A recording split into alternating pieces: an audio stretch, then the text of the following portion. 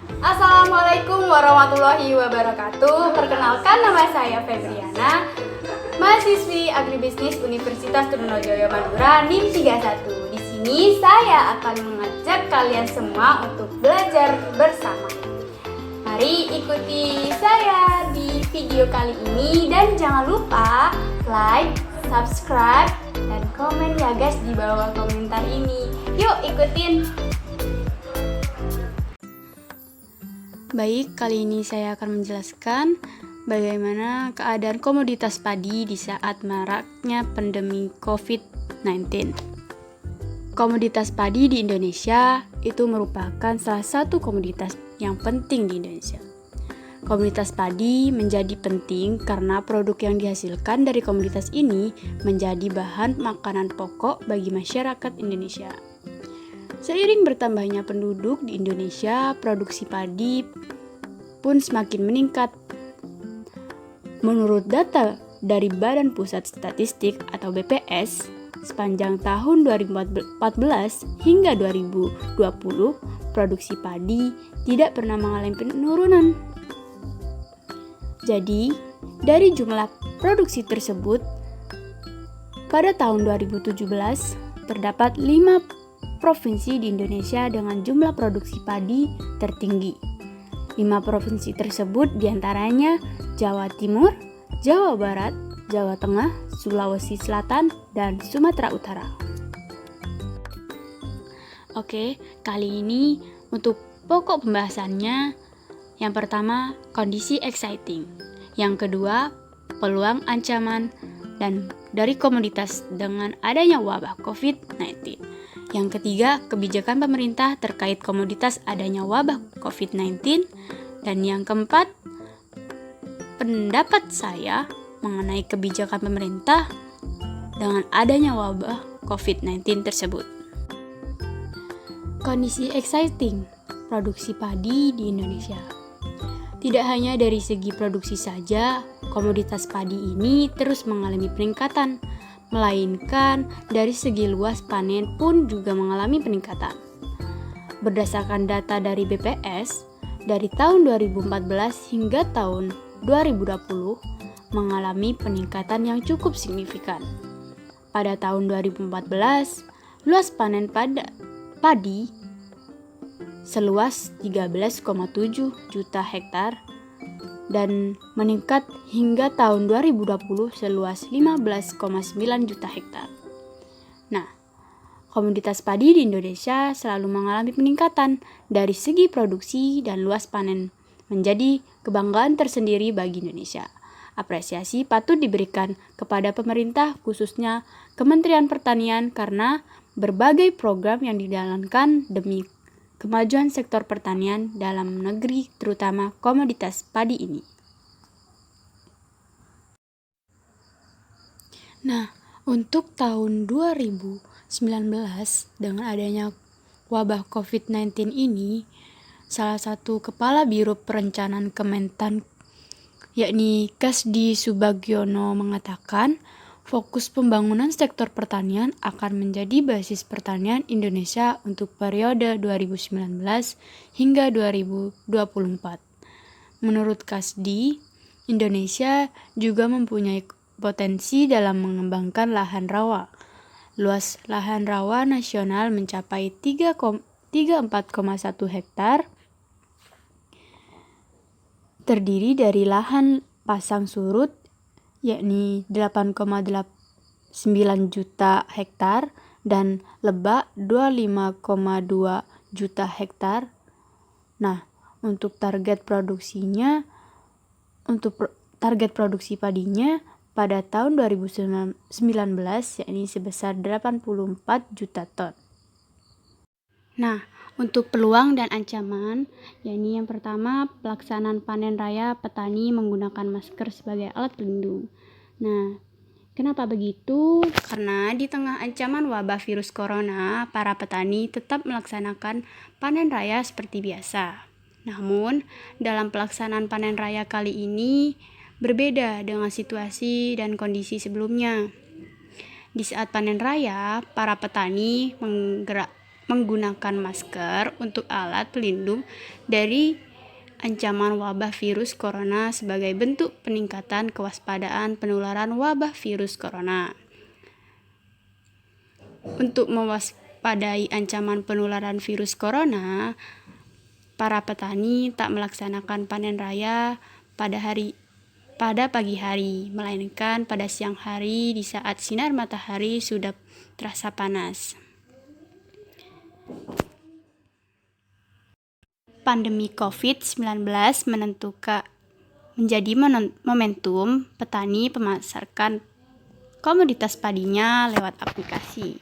Nah, salah satu contoh untuk menyimak dampak COVID-19 yang terjadi saat ini, salah seorang petani milenial, Sandi Oktasusila, membuat gagasan untuk menyediakan produk pertanian yang bisa dapat masyarakat tanpa harus keluar rumah. Cukup dengan memesan melalui website atau aplikasi WhatsApp, barang akan dikirim ke tempat tujuan. Dan sektor pertanian merupakan salah satu sektor non-migas yang paling bertahan dari gejolak krisis seperti masuknya wabah COVID-19 di Indonesia. Nah, kenapa begitu? Karena di tengah-tengah wabah COVID-19 ternyata ada sisi lain yang dapat kita lihat jika menggunakan sudut pandang yang berbeda. Contohnya seperti itu. Seperti produk-produk pertanian yang malah laku keras di saat orang-orang mulai membeli kebutuhan pangan. Nah, di sisi lain, sektor pertanian juga merupakan satu-satunya sektor yang migas yang kebal akan krisis seperti wabah COVID tersebut. Nah, untuk penerapan sistem social distancing itu adalah kebijakan pemerintah untuk tidak keluar rumah. Jadi, disarankan untuk semua masyarakat melakukan aktivitas di dalam rumah saja. Dengan cara seperti tadi, kita gunakan penjualan komoditas-komoditas padi menggunakan aplikasi, pembelian bahan pangan untuk memenuhi kebutuhan menggunakan aplikasi. Jadi, mudah untuk dilakukan di rumah. Kebijakan pemerintah dalam menghadapi wabah COVID-19. Yang pertama adalah kebijakan impor pangan. Kebijakan pemerintah yang membuka keran impor untuk komoditas pangan merupakan kebijakan yang strategis yang memang perlu dilakukan saat ini. Selain untuk menekan dampak penyebaran virus corona terhadap perekonomian, kebijakan ini juga perlu dilakukan untuk memastikan ketersediaan komoditas pangan menjelang Ramadan dan Idul Fitri. Indonesia. Dan yang kedua, kebijakan non-tarif measures. Indonesia menetapkan berbagai kebijakan non-tarif measures atau NTM dalam perdagangan pangan, antara lain adalah kuota, lisensi, peraturan dan persyaratan label, kontrol harga, dan ketindakan anti persaingan. Berbagai kebijakan yang membatasi impor termasuk ke dalam NTM, termasuk persyaratan PI. Yang ketiga, kebijakan pemerintah untuk menjaga pasokan dan stabilitas harga komoditas pangan dalam menghadapi COVID-19. Berdasarkan data Kementerian Pertanian, perkiraan pasokan keterbatasan pangan strategi nasional untuk Maret hingga Agustus 2020, yakni untuk beras itu tersedia 25,6 juta ton dari kebutuhan 15 juta ton. Kebijakan pemerintah atau strategi menghadapi wabah COVID-19.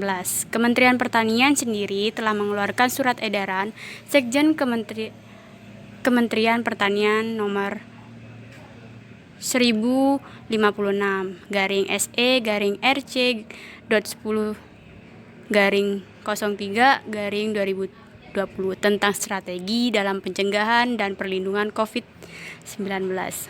Yang pertama, penyediaan bahan pangan pokok utamanya beras dan jagung bagi 267 juta masyarakat Indonesia. Yang kedua, percepatan ekspor komoditas strategis dalam mendukung keberlanjutan ekonomi. Yang ketiga, sosialisasi kepada petani dan petugas lapang atau PPL dan POPT untuk pencegahan perkembangan virus corona sebagaimana standar WHO dan pemerintah. Yang keempat, pembuatan dan pengembangan pasar tani di setiap provinsi, optimasi pangan lokal, koordinasi infrastruktur logistik, dan e-marketing. Yang kelima, program kegiatan padat karya agar sarana pembangunan pertanian dicapai dan masyarakat langsung menerima dana tunai dari Sudarsono.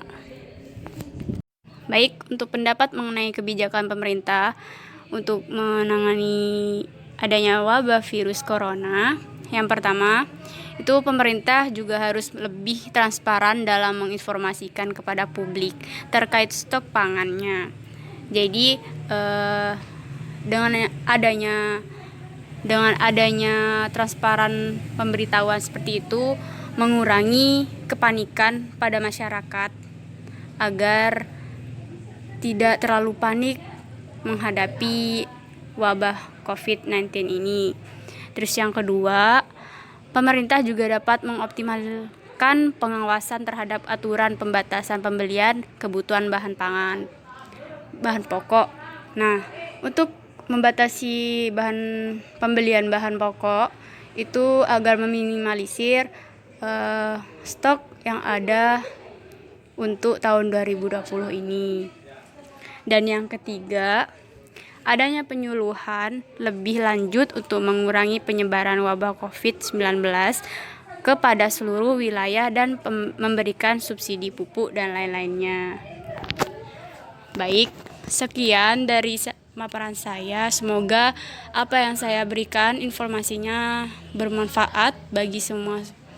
Dan jangan lupa tetap di rumah saja karena termasuk Baik, terima kasih. Sekian informasi yang saya sampaikan. Kurang lebihnya mohon maaf. Wassalamualaikum warahmatullahi wabarakatuh. Bye-bye.